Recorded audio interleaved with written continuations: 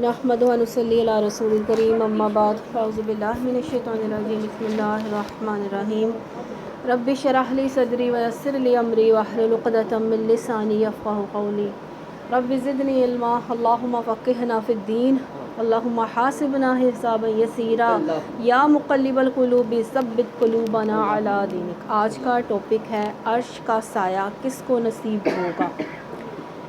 اب عرش سے مراد وہ عرش ہے جس پر اللہ سبحانہ تعالیٰ مستوی ہیں۔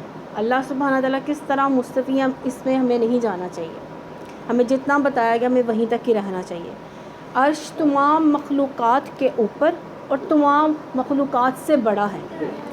عرش کی 3 صفات ہیں۔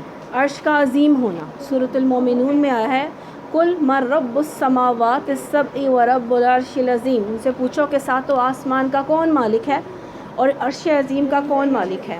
عرش کا کریم ہونا، عرش کا عزت والا ہونا، فتعالی اللہ الملک الحق لا الہ الا هو رب العرش الکریم۔ اللہ بلند شان والا حقیقی بادشاہ ہے، اس کے سوا کوئی معبود نہیں اور وہی عزت والے عرش کا مالک ہے۔ عرش کا مجید ہونا، بزرگی والا ہونا، سورۃ البروج میں ہے ذو العرش المجید، عرش کا مالک بزرگی والا ہے۔ اب عرش کا سایہ کس کو نصیب ہوگا۔ عرش حرکت کرتا ہے، حرکت کی، ہاں کی۔ حضرت سعد بن معاذ رضی اللہ تعالیٰ عنہ جب فوت ہوئے تو عرش الہی نے حرکت کی، لوح محفوظ عرش پر ہے۔ حضرت ابو ہریرہ رضی اللہ تعالیٰ عنہ سے روایت ہے، نبی صلی اللہ علیہ وسلم نے فرمایا جب اللہ سبحانہ تعالیٰ سب مخلوق کو پیدا کر چکا تو اس نے اپنی کتاب لوح محفوظ میں جو اسی کے پاس عرش پر ہے لکھا کہ میری رحمت جو ہے میرے غضب پر حاوی ہے۔ عرش کو فرشتے اٹھائے ہوئے ہیں۔ قیامت کے دن اللہ سبحانہ تعالیٰ کا عرش 8 فرشتوں نے اٹھایا ہوا ہوگا اور وہ میدان محشر میں ہوگا۔ اور یہ بہت لمبی حدیث ہے، جب نفسا نفسی کا عالم ہوگا قیامت کے دن کوئی کسی کو پوچھے گا نہیں، سب اینڈ میں جمع ہو کر نبی صلی اللہ علیہ وسلم کے پاس جائیں گے، پھر نبی صلی اللہ علیہ وسلم جو ہیں وہ جائیں گے عرش عظیم کے نیچے جا کر جو ہے وہ سجدہ کریں گے۔ پھر یہ کس کس خصوصیات کے لوگوں کو جو ہے وہ ملے گا، جب کائنات میدان محشر میں لوگوں سے بھری پڑی ہوگی۔ قیامت میں میدان محشر لوگوں سے بھرا ہوگا۔ قیامت کے دن قیامت ایسی ہے کہ اتنی ہولناکی ہے کہ انسان کے جسموں پر کپڑا بھی نہیں ہوگا، دور دور تک سایہ دار جگہ نظر نہیں آئے گی، سورج لوگوں کے بہت قریب آ چکا ہوگا، اتنی شدت کی آگ اس نے کبھی نہیں برسائی تھی، گرمی پسینے سے لوگ بدحال ہوں گے، بعض لوگ ٹخنوں تک پسینے میں ڈوبے ہوئے ہوں گے، بعض لوگ جو ہیں گھٹنوں تک اور کچھ پہلوؤں تک کچھ ایسے ہوں گے کہ پسینے نے انہیں لگام ڈال رکھی ہوگی۔ ایسے پریشان کن ماحول میں لوگ سائے کی تلاش میں ارد گرد جو ہے وہ دیکھ رہے ہوں گے لیکن سایہ کہیں نظر نہیں آ رہا ہوگا۔ لیکن پھر وہ ایک جگہ دیکھیں گے کہ عرش عظیم کے نیچے بڑا خوبصورت اور ٹھنڈا سایہ ہے، کچھ لوگ وہاں بیٹھے ہیں، اللہ کی رحمت نے انہیں ڈھانپا رکھا ہے، انہیں نہ قیامت کی سختیوں کی پرواہ ہے نہ حساب و کتاب کی، لوگ انہی کی طرف دیکھتے ہیں اور رشک کرتے ہیں۔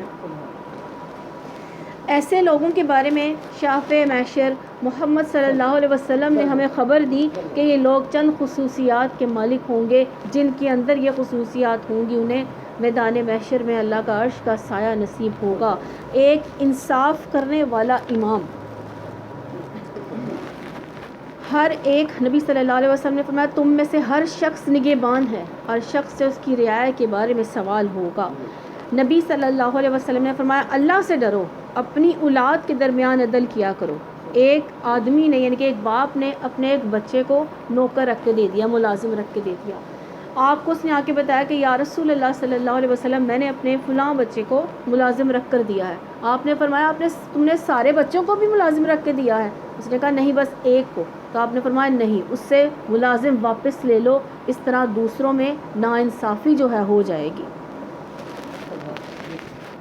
پھر آپ صلی اللہ علیہ وسلم، ایک قبیلہ مخزوم تھا، چوری کر لی، قریش کی جو ہے پریشانی میں مبتلا کر دیا قریش والوں کو کہ یہ تو ہمارے خاندان کی ہے عورت، اگر ہاں جی فاطمہ بن مخزوم قبیلے کی، تو لوگوں نے کہا حضرت اسامہ سے کہتے ہیں آپ کے چہیتے ہیں اس کی سزا میں تھوڑی کمی ہوگی. تو آپ صلی اللہ علیہ وسلم نے فرمایا آپ کا چہرے کا رنگ بدل گیا اور آپ نے فرمایا تم سے پہلے لوگوں کو اس چیز نے ہلاک کیا کہ ان میں سے کوئی بلند آدمی چوری کر لیتا تو اس کو چھوڑ دیتے اور کوئی کمزور آدمی چوری کر لیتا تو اس پر حد قائم کر دیتے. پھر فرمایا اللہ کی قسم اگر محمد صلی اللہ علیہ وسلم کی بیٹی فاطمہ رضی اللہ عنہا بھی چوری کرتی تو ضرور میں اس کے ہاتھ کاٹ ڈالتا.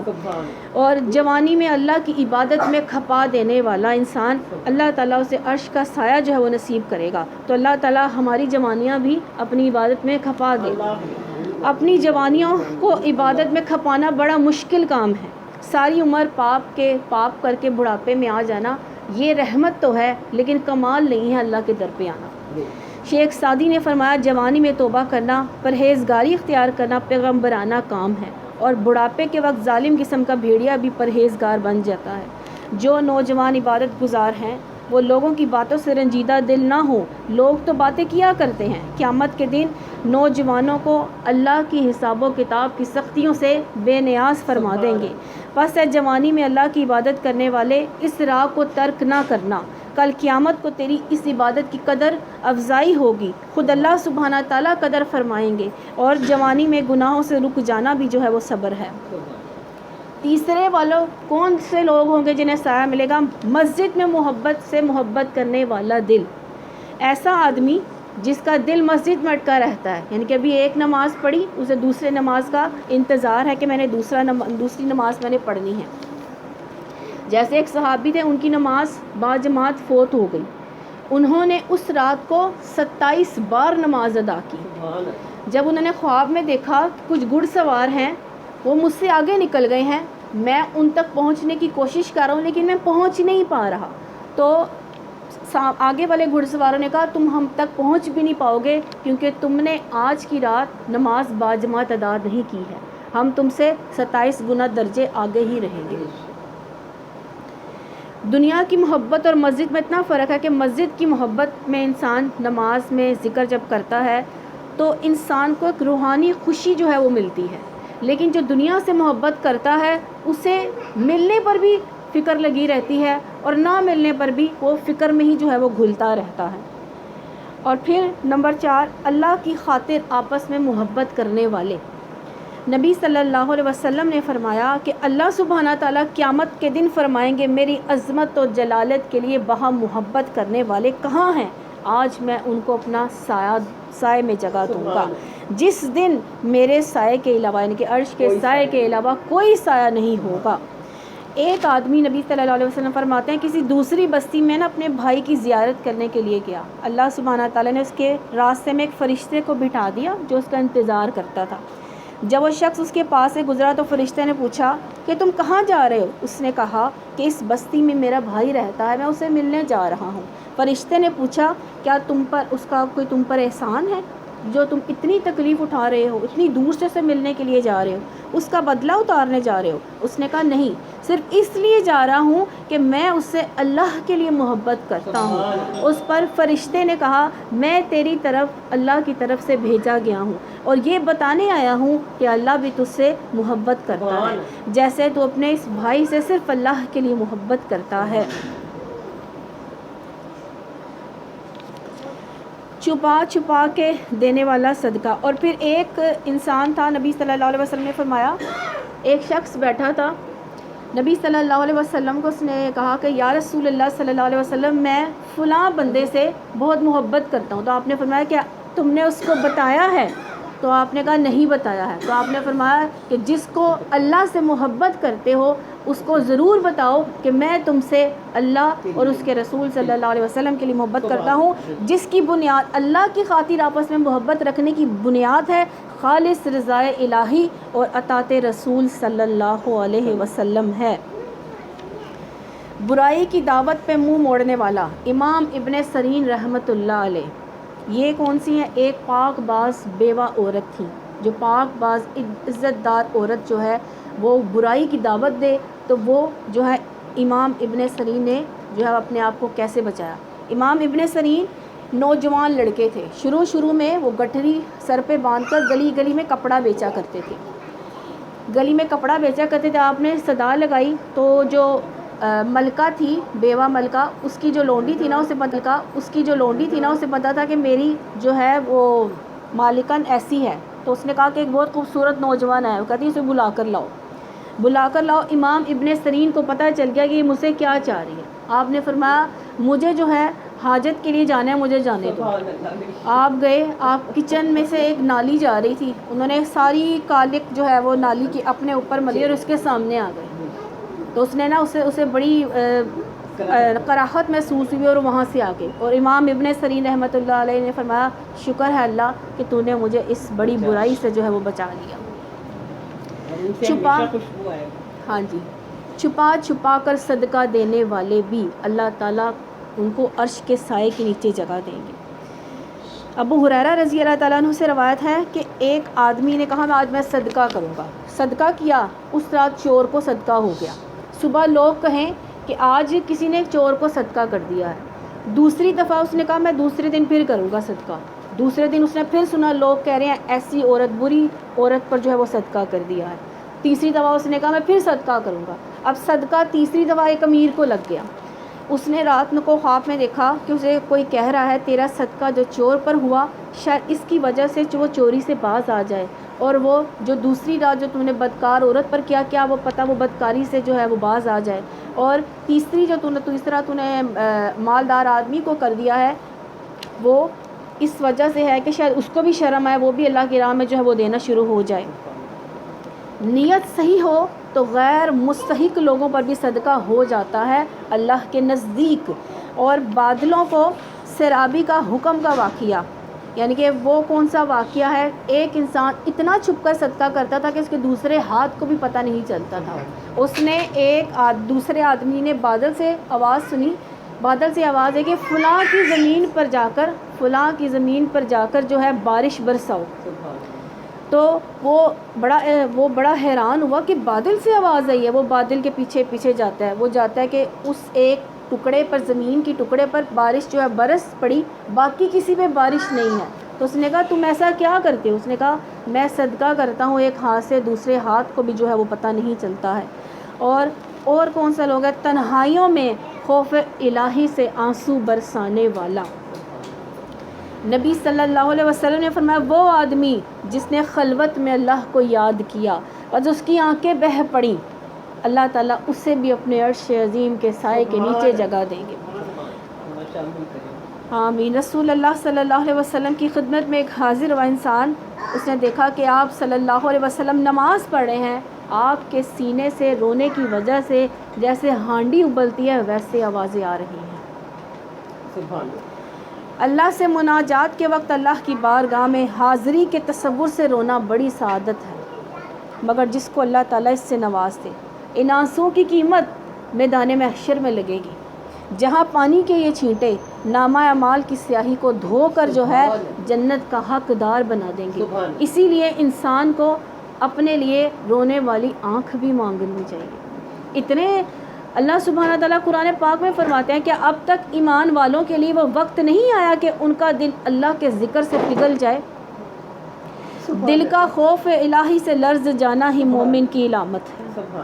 نبی صلی اللہ علیہ وسلم نے فرمایا، صحابہ بیٹھے تھے، آپ نے فرمایا اگر تمہیں پتہ چل جائے کہ کیا ہونے والا ہے تم ہنسو کم اور رو زیادہ۔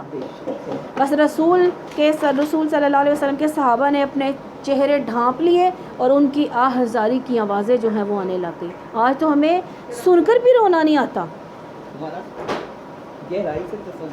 حضرت ابو ہریرہ رضی اللہ تعالیٰ عنہ بیان کرتے ہیں میں نے 70 اہل صفہ کو دیکھا، ان میں سے کسی کے جسم کے اوپر پورا کپڑا نہیں ہوتا تھا، کسی کے پاس نچلا دھڑ ڈھانکنے کے لیے جو ہے آزار ہوتی، چادر ہوتی، وہ اپنے گردنوں پر بھی باندھ لیتے تھے، ہاں وہ اپنے ہاتھ سے اکٹھا کر کے رکھتے تاکہ ان کا سطر نمایاں نہ ہو جائے۔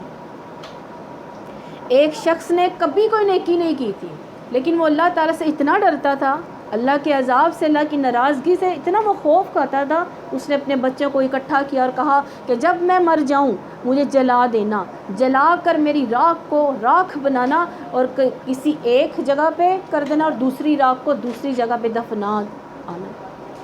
جب انہوں نے یہ کر لیا تو اللہ سبحانہ تعالیٰ نے اس راکھ کو حکم دیا کہ اکٹھی ہو جا، تو وہ اکٹھی ہو کے پھر وہ انسان بن گیا. تو اللہ تعالیٰ نے پوچھا تجھے کس چیز نے جو ہے ایسا کرنے پر مجبور کیا؟ اس نے کہا کہ اللہ سبحانہ تعالیٰ مجھے آپ کی ناراضگی سے، مجھے آپ کے عذاب سے خوف آتا تھا، اسی لیے میرے پاس کوئی نیکی نہیں تھی. میں نے کہا میں ذرہ ذرہ ہو جاؤں تاکہ میں آپ کو منہ دکھانے کے قابل نہیں تھا.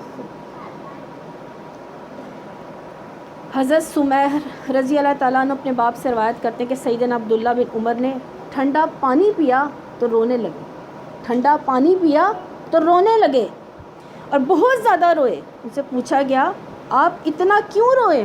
جواب دیا مجھے قرآن کی آیت یاد آ گئی، جہنمی اور ان کی خواہشات کے درمیان رکاوٹ ڈال دی جائے گی. مجھے معلوم ہے اس وقت جہنمی کچھ نہیں چاہیں گے، وہ کہیں گے تھوڑا سا پانی ہم پر ڈال دو. آج ہمیں نعمتوں کی قدر نہیں ہے. ان کو کپڑے نہیں ملتے تھے، کپڑے تن ڈھانکنے کے لیے نہیں تھے، ٹھنڈا پانی پیتے تھے ان کی آنکھوں سے آنسو آ جاتے تھے. حضرت عائشہ رضی اللہ تعالیٰ عنہ بیان کرتی ہیں کہ ایک دفعہ انہیں جہنم کی یاد آئی تو رو پڑی. رسول اللہ صلی اللہ علیہ وسلم سے پوچھا، دریافت فرمایا، آپ نے پوچھا یا رسول صلی اللہ علیہ وسلم نے پوچھا عائشہ سے، عائشہ کیوں رو رہی؟ انہوں نے عرض کیا یا رسول اللہ صلی اللہ علیہ وسلم جہنم کی آگ یاد آنے پر روئی ہوں. ہمیں کتنی دفعہ یاد آتی ہے؟ ہم دن میں کتنی دفعہ یاد کرتے ہیں جہنم کی آگ کو؟ کیا قیامت کے روز آپ اپنے اہل و عیال کو بھی یاد رکھیں گی؟ آپ صلی اللہ علیہ وسلم نے فرمایا 3 جگہوں پر کوئی آدمی کسی دوسرے کو یاد نہیں رکھے گا. ایک، میزان کے پاس، یہاں تک کہ اسے پتہ چل جائے کہ ان کے اعمال کا وزن ہلکا ہے یا بھاری ہے. دوسرا، نامہ اعمال ملنے کے وقت جب پکارا جائے گا کہ آؤ اپنے نامہ اعمال پڑھ، حتیٰ کہ اسے پتہ چل جائے کہ اس کا نامہ اعمال داہنے ہاتھ میں آتا ہے یا بائیں ہاتھ یا پشت کے پیچھے سے آتا ہے. اور تیسری، پل صراط سے گزرتے وقت جب وہ جہنم کے اوپر رکھا جائے گا تو تب کوئی کسی کو نہیں پوچھے گا. اور پھر تنگ دست کو نبی صلی اللہ علیہ وسلم نے فرمایا جو شخص کسی تنگ دست کو مہلت دے، اس کو معاف کر دے، اللہ اس کے قیامت کے روز اپنے عرش کے سائے کے تلے جگہ دیں گے، جس دن اس کے سائے کے علاوہ اور کوئی سایہ نہ ہوگا. تو آج ہم نے نوٹ کرنا ہے، کیا ہمارے پاس خشیت الہی ہے؟ کیا ہم جہنم کو یاد کرتے ہیں؟ کیا ہماری آنکھ اللہ کی یاد میں روتی ہے؟ کیا ہم نے اپنے آپ کو عرش کے سائے کے لیے تیار کر رکھا ہے کہ نہیں رکھا ہے؟ صرف واحد عرش کے سائے کے نیچے جگہ ملنی ہے ٹھنڈی، اس کے علاوہ کوئی جگہ نہیں ہے.